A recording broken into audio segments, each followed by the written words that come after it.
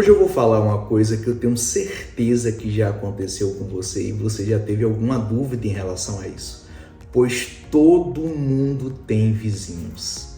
Ou o vizinho seja no prédio, ou o vizinho em uma casa, a não ser que você more isoladamente em uma ilha ou você mora em um deserto, mas todo mundo tem vizinho, ou na esquerda, na direita, ou na frente ou atrás, ou às vezes em todos os lugares.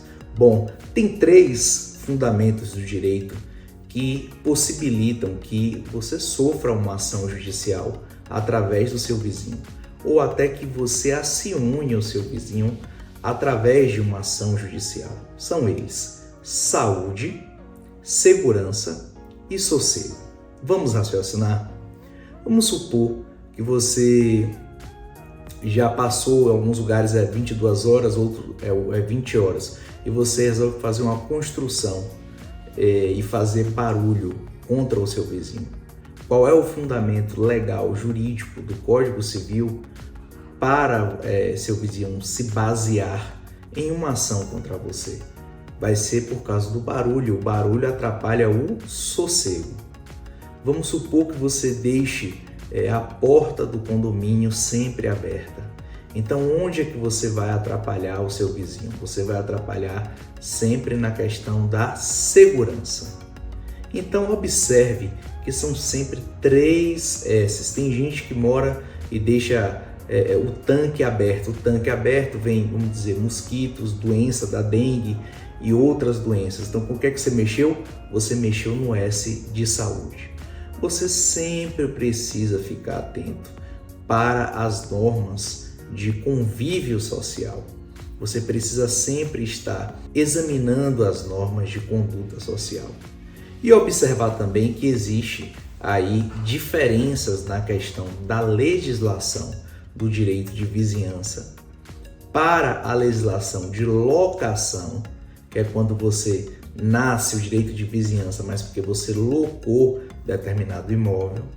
E também você tem ali as diferenças do direito de posse, que é aquele que você tem o acesso ali ao imóvel, você tem um contrato que lhe possibilita isso, e você tem também a propriedade, que já é lavrada na escritura e já é colocada dessa forma.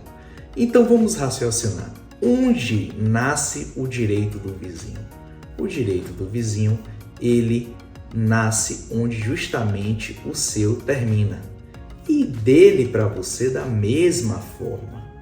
Então, assim, quando começa ali o direito do vizinho, que é o direito ao sossego, à segurança, obviamente o seu direito ele vai terminar. Então, você tem que sempre observar os atos que são causados, se são atos ilegais, se são atos lesivos, né, que pode atos como insalubridade, água, vazamentos, né? E você também tem os atos que não estão na lei expressamente, mas são atos que são realmente lesivos, né? Já outros que estão na lei são considerados como atos contrários à lei, ou seja, atos ilegais. Então existem muitas dúvidas, por exemplo, mas eu quero construir um muro. Que altura é um muro? Bom, algumas convenções de condomínio, algumas legislações, elas não falam que altura é um muro.